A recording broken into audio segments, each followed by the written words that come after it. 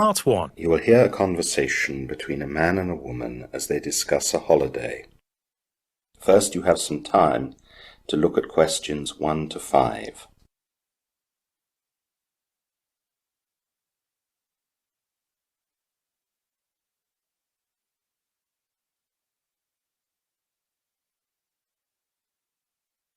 Listen carefully to the conversation and answer questions 1 to 5.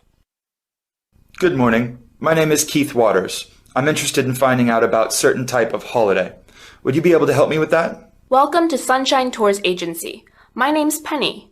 Yes, I'm sure I can help you with that. What exactly are you thinking about? My wife and I are interested in a cruise of the Mediterranean. That's a nice idea. A cruise on a ship in the Mediterranean is very popular right now. Can I take some basic details from you first so I can work out what kind of cruise might suit you? Of course. So your name is Keith Waters, and your wife's? Her name is Melissa Waters. Would you spell Melissa for me? It's Melissa. And it's just you and your wife? That's right. We don't have any children. Okay, let me make a note of that. Fine. Now, how old are you both? I'm 32 and my wife's 30. Thank you. Now I'd like to ask about your interests and hobbies. This will help in choosing the right cruise for you. We're both keen on traveling, of course. That's why we'd like to go on a cruise. We're also quite sporty. We both swim and jog quite a lot. We're interested in cinema and history.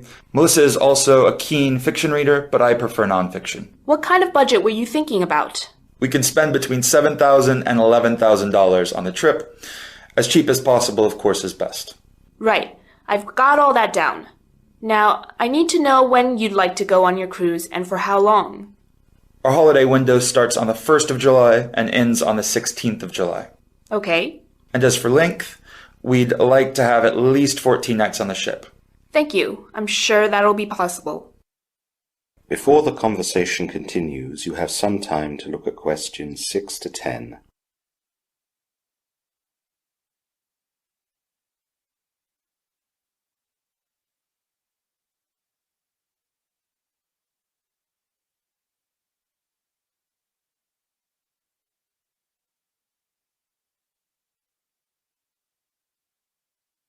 Now listen carefully and answer questions 6 to 10. Right. I've got all that down and I've got some ideas for you. I'll just make some notes while I listen, if that's all right. Of course. So, we have 2 boats that fit the dates you want. They sail on different dates, so that gives you some flexibility. First of all, I'd like to suggest the cruise on the boat the Maria Cristina. It's a Spanish boat, and you'd fly to Barcelona to join her. The cruise from there costs $10,500 for both of you, although the flights to get to Barcelona will be extra. With that, you have all food and drinks free during the voyage. You get an inside cabin, which means that you don't get a sea view, but you can upgrade to a sea view for a further $800.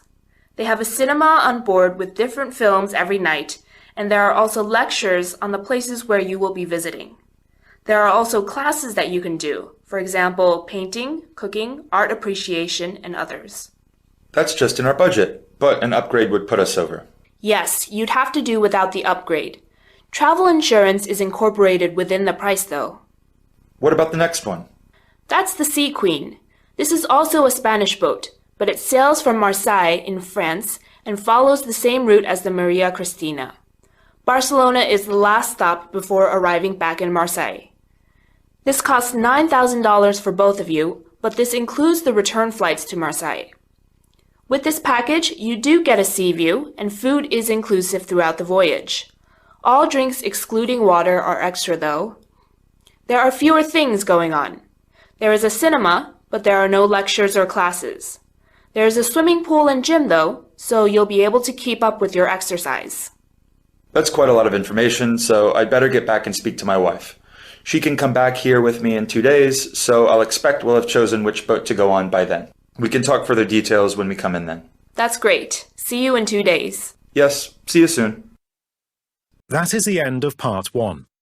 You will now have half a minute to check your answers.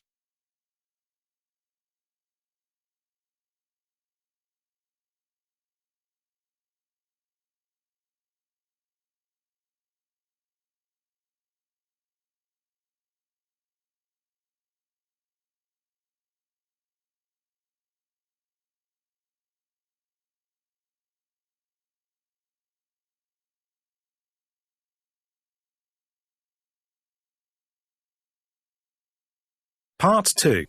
You will hear a man and a woman on a radio program as the man gives an information talk on a reading charity.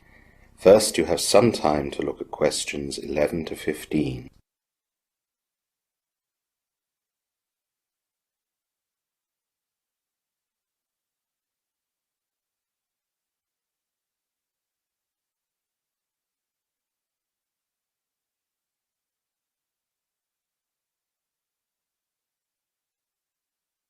Now listen carefully to the information talk and answer questions 11 to 15. Good morning everyone and welcome to Radio Star, your local radio station. Today we are joined by Jake Matthews, who is part of the Read for All charity. He is coming today to tell us a little bit about it. Welcome, Jake. Thanks, Marianne. So, tell us all about Read for All, Jake. Well, as the name implies, we are a charity that is focused on ensuring that all children have access to appropriate reading books. It has long been acknowledged that reading is an essential part of education while growing up, and children who read a lot do better at school than their peers who do not read a lot. Our plan starts when children are very young, so of course we therefore need to aim at parents, and chiefly low-income parents, to educate them about the benefits to their children if they are read to. Many children who read a lot develop this love of reading when their parents read to them. If we can get this happening, then more children will grow up with an attachment to reading that will affect them positively for the rest of their lives. How do you educate the parents? Our key focus is at hospitals where children are born. We have plenty of leaflets about us, and we have volunteers who visit the areas where parents are in hospitals and distribute these leaflets. Other places where we distribute our leaflets are nurseries, kindergartens and primary schools, when parents drop off or pick up their children. The parents can then read about the benefits of reading in our leaflets and also see how we can help. How can you help? Good question. We realise that one of the things that stops parents reading to their children is that they do not know which books to read or where to find them. Families on budgets also find it difficult to allocate money to this area of family life when things are so tight. Getting parents to think about these things is also hard if the parents are not readers themselves. If we can get parents to come to our centre or website, we can tell them how to find books at no cost through joining libraries, or they can take away free books that we manage to print at a very low cost. All our books are graded by age, and there are no issues with breaking copyright, as we have permission to use all of them. Also, we have a low-cost app that people can download to their smartphone, as it seems even low-budget families can afford to own smartphones. It only costs $1, and with the app, stories and books can be downloaded for free, and the stories can either be read by the parent or read by a recorded voice. Of course, we try and encourage the parents to do the reading because of all the added benefits that this brings. This has already been a huge success, and we believe that there are now thousands more parents reading to their children than when we started. This will make such a difference to the children's imagination and English skills. Linked to this, immigrant families can read or listen to the stories, and both the parents' and children's English can be improved. You now have some time to look at questions 16 to 20.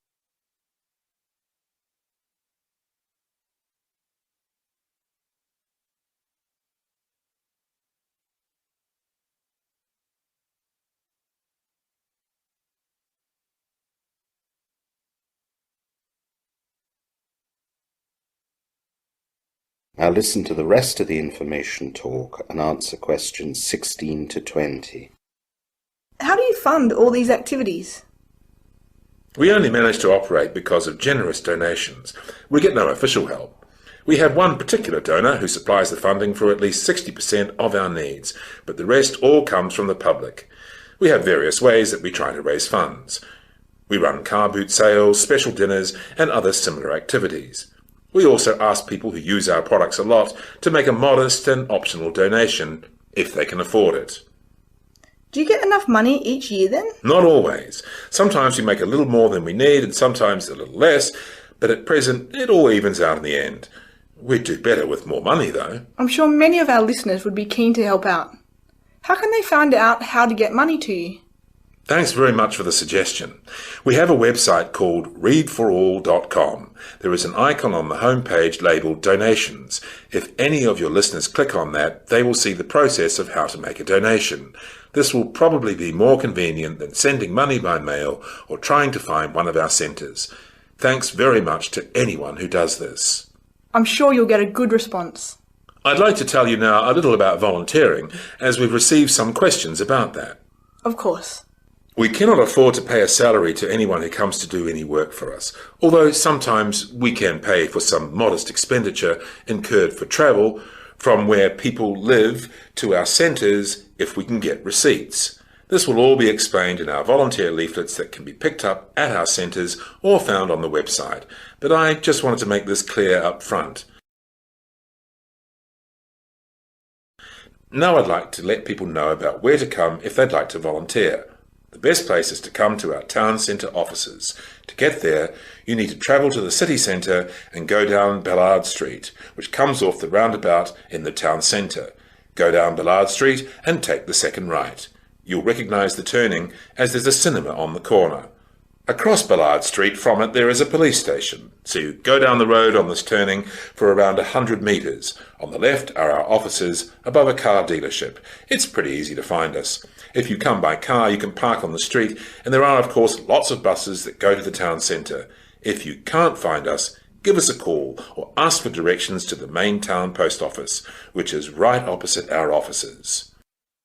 That is the end of part 2. You now have half a minute to check your answers.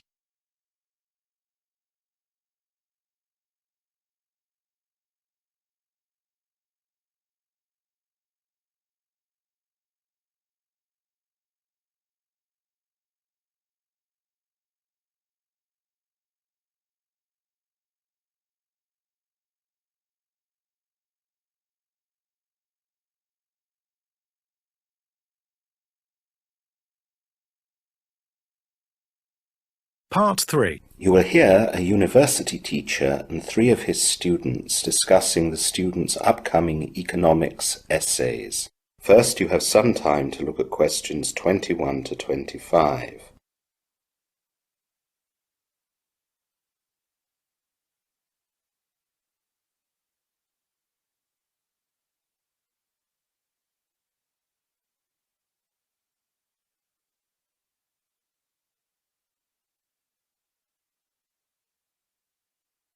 Now listen carefully and answer questions 21 to 25. Good morning, Mr. Stevenson. Good morning, Amy. Are William and Anna with you? They're just coming. Here they are. So, good morning. Now we're all here, let's begin. You've all got your extended economics essays due in next month, and so we're meeting here today to discuss your progress. So, Amy, tell me a little about your essay. Well, it's going fine, Mr. Stevenson. I chose to examine how global oil prices have affected the car industry. That's a good subject at the moment. Those price fluctuations are creating some very unexpected results. Have you had any problems with gathering enough information to shape your essay? Oh, yes. As you said, it's very topical at the moment, and everyone seems to be writing about it. I've more than enough information. Actually, my main headache is with my sources. I don't have much experience with an essay of this type, and I'm not used to creating the citations in the correct way. Yes, the first time that people write an essay at this level, they often have problems with sources. Once you've done a few essays here, you'll learn what to do and you won't have any further problems. We try to help students with this area on our website, where we have a guidance sheet that details all the procedures that you'll need. Oh, good. I'll check that out. Now, how about you, William? You're writing about the Australian fishing industry, aren't you? Things are pretty good, thanks, Mr. Stevenson. I'm not writing about the fishing industry anymore, though. That was my original choice, but I found that the sources weren't very good for that. Really? I thought lots would have been written about that. Well, yes, a lot has been written, but not an awful lot recently. Because there was a shortage in fish stocks around 10 years ago, most writers have focused on that, which means that today's normal situation doesn't attract much attention. Because of that, I decided to write about the effects of immigration on employment figures in the Northern Territory state in Australia. And things are going fine, you say? Yes, I've got plenty of up-to-date sources, but I have a problem with length. I seem to have gone about 2,000 words over the 4,000 word limit. I've reviewed my content and everything I've written is relevant, and there's nothing to cut. Writing too much is a common problem with essays as well. What I can suggest is that you work on the task of revision. Most people find that they are very wordy in their first drafts, and things can be expressed in a much better way with fewer words. I've no doubt that you'll be no different. It will be quite time-consuming, but go through your work sentence by sentence. You'll soon find the length of your essay will soon be acceptable. You now have some time to look at questions 26 to 30.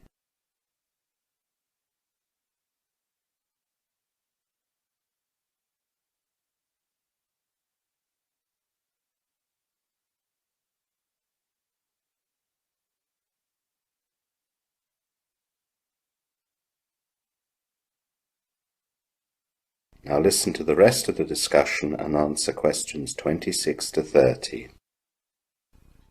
That just leaves you, Anna. How's your essay going? Not so well, I'm afraid, Mr. Stevenson. I've had lots of problems getting started because other essays were due for other teachers.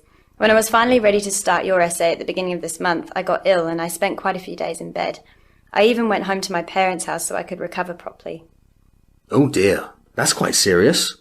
Do you think you'll be able to submit the essay by the deadline? I don't know. I'm finding it hard to settle down and put in the amount of work needed to do a good job. I find the library distracting because of all the people coming and going, and my housemates are too noisy to allow me to concentrate when I'm at home. Maybe you could come to my special evening work sessions.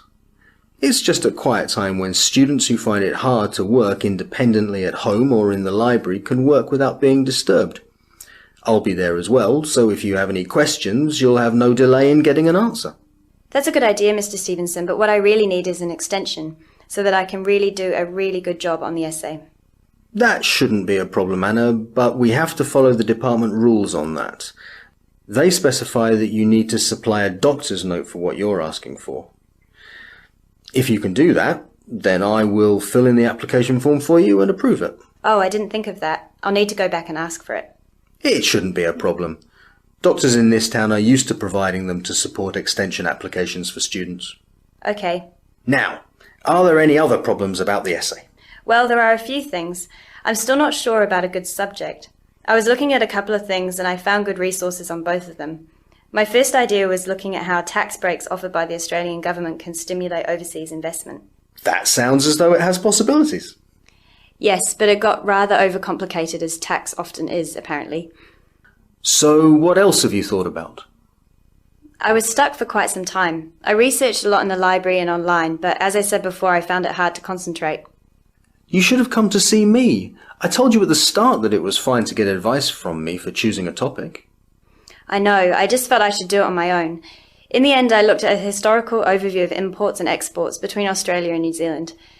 It would mean I would have to travel to New Zealand to check resources there, but my dad said he'd pay for that. I also could avoid having to deal with tax, which would be a bonus. That's certainly more straightforward, yet should also be academic enough to fulfill the requirements of the essay. It is, but I found the subject rather boring. My first topic was more complex, but much more interesting. Well, let's let the others go and we can discuss your topics now and make sure that you've chosen one by the end of our time. Okay, thanks so much, Mrs. Stevenson. That is the end of part 3. You now have half a minute to check your answers.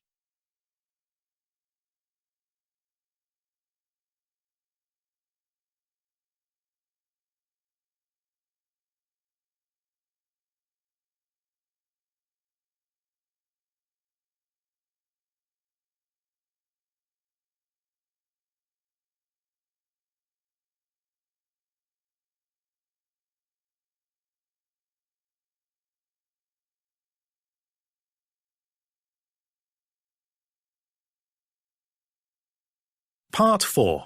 You will hear a lecture on the signature. First, you have some time to look at questions 31 to 40.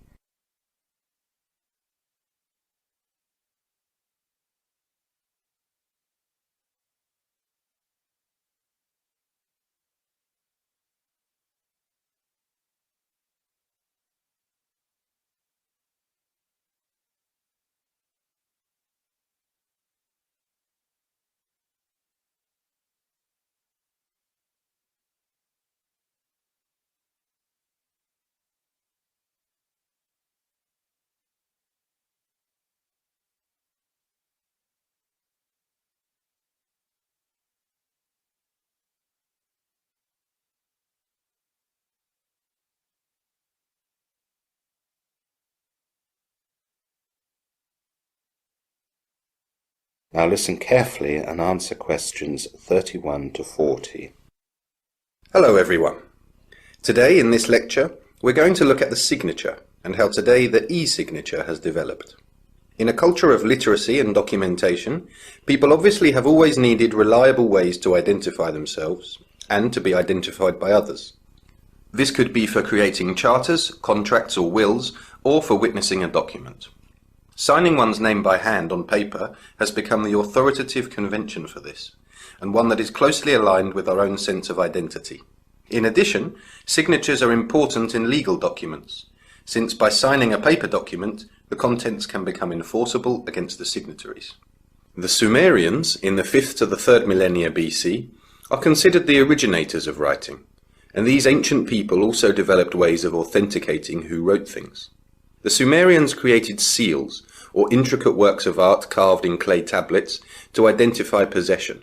In many civilizations throughout history, people have used symbols and other marks to authenticate or acknowledge writings and drawings, and even to accept the contents of documents. The earliest actual handwriting signature we have has been traced to the year AD 439, and is attributed to the Roman Emperor Valentinian III. Signatures are connected with graphology, which is the study and analysis of handwriting, especially in relation to human psychology. Graphology is a science originated in the mid-1600s, when an Italian professor, Camillo Baldi, wrote a book about how one can learn about a person's character and personality by looking at his writing.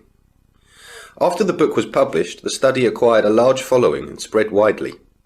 The Frenchman Jean Michon became the first to use the term graphology, applying two Greek words to describe the new study: grapho, meaning to write, and logos, meaning knowledge. Michon's contribution to graphology is immense. He formed graphological societies, published magazines, and founded an academy for the subject. His approach was rather uncomplicated. He would study only the separate written elements instead of a more complex approach. The method implied that presence of one graphological feature indicates a certain trait of character, whereas its absence implies the opposite feature. Not all his students and successors would accept Michon's method, though all agree that handwriting is a way of indicating personality. Wilhelm Preyer, child psychologist, wrote in 1895 that writing originates in the brain, not in the fingers, and that handwriting is actually brain writing. This premise underlines how graphologists believe that a person's handwriting mirrors his or her thoughts.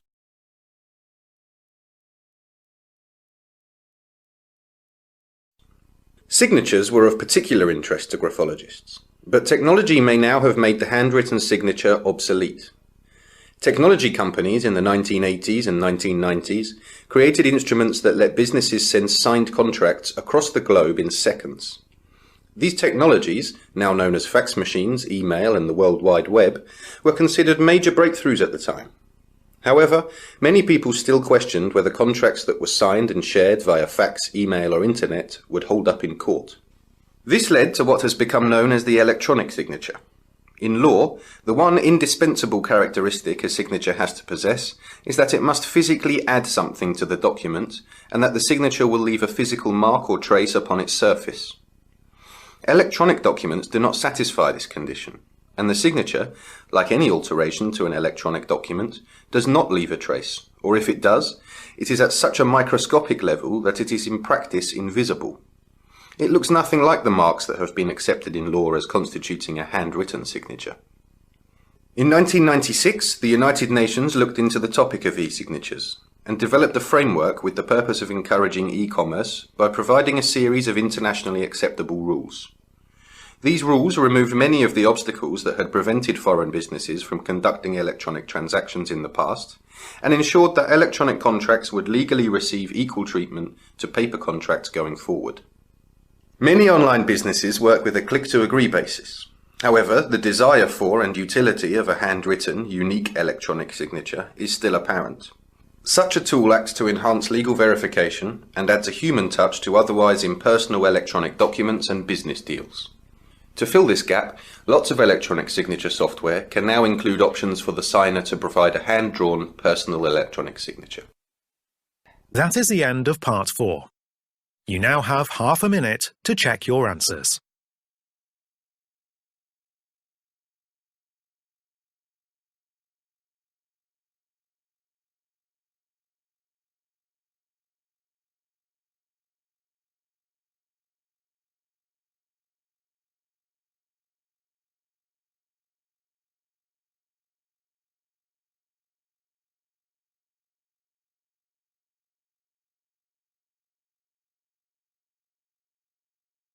That is the end of the listening test. You now have 10 minutes to transfer your answers to the listening answer sheet.